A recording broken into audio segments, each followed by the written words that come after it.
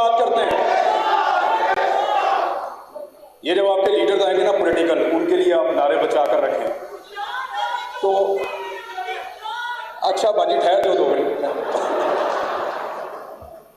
सबसे पहले डॉक्टर यास्मीन राशिद साहिबा का बहुत शुक्रिया और आप सबको अस्सलाम वालेकुम। डॉक्टर साहब ने मुझे हुक्म दिया था, मुझे लाहौर से जाना था।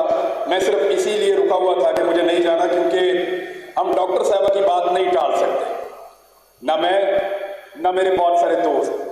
हम दिल से उनकी बहुत इज्जत करते हैं और वो भी हम सबको बहुत प्यार करते हैं। और जिस तरह उन्होंने बीमार होने के बावजूद खिदमत की है लोगों की, कोई और मिसाल नहीं है।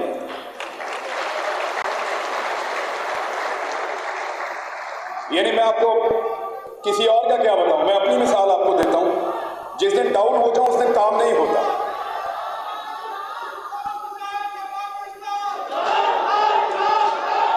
यार कुछ नहीं हो रहा पाकिस्तान को, भाई बात तो सुन लें।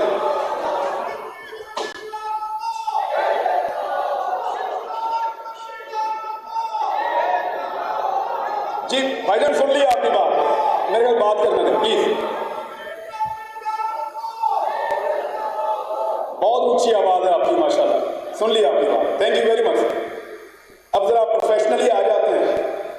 जैसे यहाँ पे मुख्तलिफ प्रोफेशन के लोग मौजूद हैं, उनमें से एक मैं भी हूं। मेरा भी एक प्रोफेशन है, मैं भी एक काम करता हूं और उसी से अपना और अपने घर वालों का पेट पालता हूं। आप लोग भी यही करते हैं। कभी सोचिए, एक छोटी सी चीज जो मेरे दिमाग में आ रही थी, आपको आपका काम कोई सिखा सकता है जिस काम में आप माहिर हैं।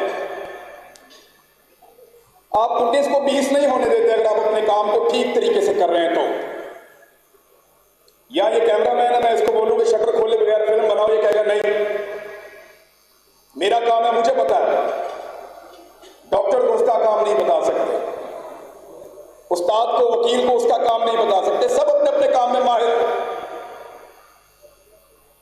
लेकिन एक काम ऐसा है जो हम सबको आना चाहिए और उस काम के अंदर हम सबको माहिर होना चाहिए, और वो है दिफा। दिफा अपने तशख्खुस का, दिफा अपनी आजादी का, और दिफा अपनी खुद मुख्तारी का।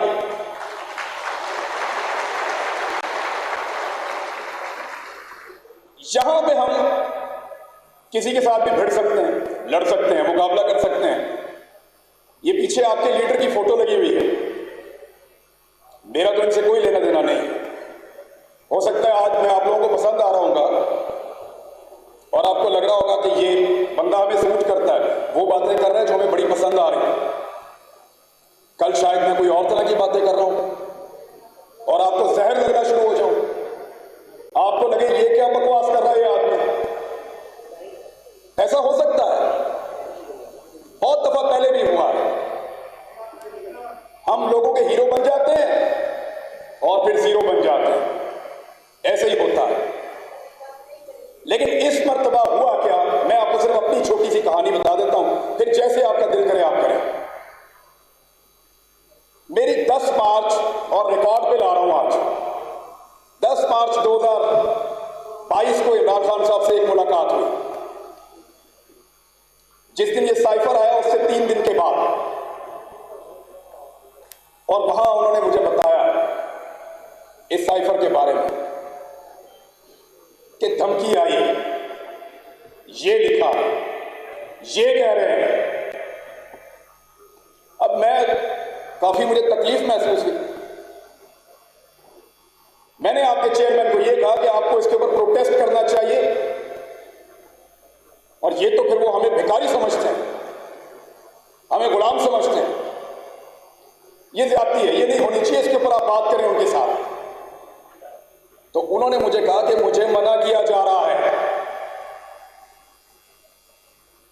ये शायद आपकी पार्टी के बहुत सारे लोग ना बोल सके ये बात, मैं खुल के आपको बता देता हूं।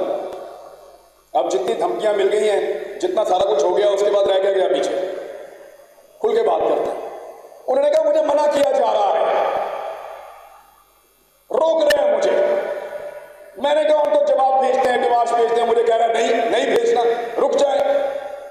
OIC आ रही है, रुक जाएं।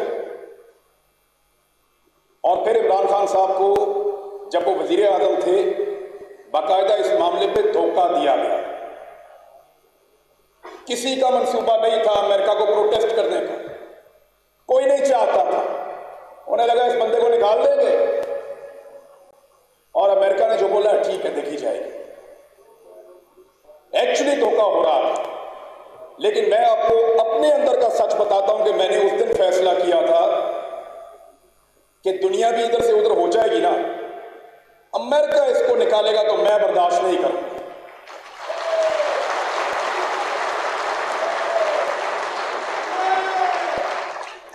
मेरा और कोई मसला नहीं था। आप सारों की तरह मैं भी एक प्रोफेशनल हूं।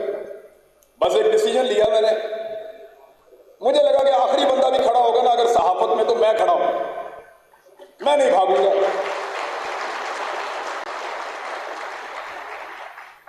मुझे नहीं पता कि हुकूमत किसकी आएगी, लेकिन मेरे मुल्क का फैसला मेरे मुल्क के लोग करेंगे, अमेरिका नहीं करेगा। तो पूरी तरह बायस्ड होकर, पूरी तरह मैदान में आकर, इसलिए मैंने ये सारा कुछ किया है जो एक सहाफी नॉर्मली नहीं करता। क्योंकि मैं इस मामले को सबसे पहले जानता था पाकिस्तान के सहाफियों में।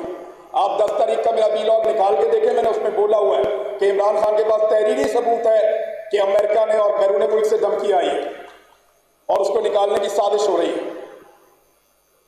आपस में आप लोग लड़ते रहें, जो मर्जी करें, लेकिन अमेरिका फैसला करेगा ये नहीं, ये करने नहीं देंगे, ये होने नहीं देंगे।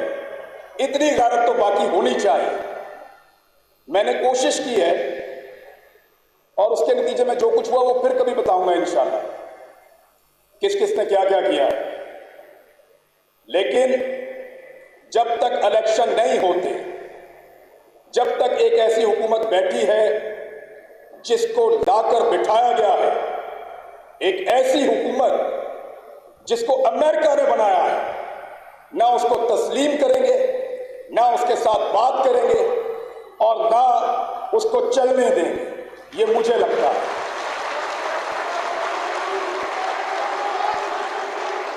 यही शहबाज शरीफ इलेक्शन लड़े, इमरान खान को हराए, हुकूमत में आए, यहां सर पे बिठाएंगे इधर इधर, लेकिन इलेक्शन लड़के आए। ये अमेरिका की मदद से नहीं, ये साजिश के जरिए से नहीं। मैंने मंडियां लगती देखी हैं इस्लामाबाद में अपनी आंखों से। मेरे सामने पैसों के थैले वो लेकर आ रहे थे मैरियट होटल के अंदर। ये सारे मुनरिफ अराकीन वहां पड़े हुए थे उसी होटल के अंदर, जो इन्होंने वहां अय्याशी का अड्डा बनाया हुआ था। मैं वहीं था, एक एक चीज देखी, कैसे सिंध से पैसा इस्लामाबाद पहुंचा, सबको पता है। कोई चीज छुपी हुई नहीं है। इतना सारा सच जानने के बाद मेरे ज़मीर ने मुझे ये कहा कि मुझे सही साइड पे खड़े होना है। कंफ्यूजन में मैं आपको एक बड़ी छोटी सी चीज बता के मैं जा रहा हूं, क्योंकि आप लोग प्रोफेशनल है ना, आप लोगों के ऊपर दबाव भी आते हैं आपके इदारों से, महकमों से, इधर उधर से। छोटी सी चीज बता के जा रहा हूं, सीरियस बता रहा हूं कि जब तक कंफ्यूजन थी ना, तब तक डर लगता है। सबका गला खुश्क होता है, सबको डर लगता है। सबकी फैमिलीज हैं, बच्चे हैं, माँ बाप हैं, सब बाहर फिरते हैं। ये बहुत ताकतवर लोग होते हैं, एस्टैब्लिशमेंट की बात कर रहा हूं। तो जब तक आपके दिमाग में कंफ्यूजन होता ना, तब तक डर लगता है। जब आप एक साइड पे आकर खड़े हो जाते हैं ना फैसला करके, यकीन करें बिल्कुल डर नहीं लगता।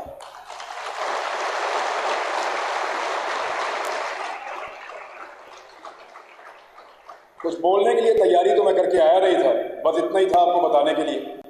आप लोगों का टाइम बहुत कीमती है, thank you very much. Doctor साहब आपका एक बार फिर पहुंचे।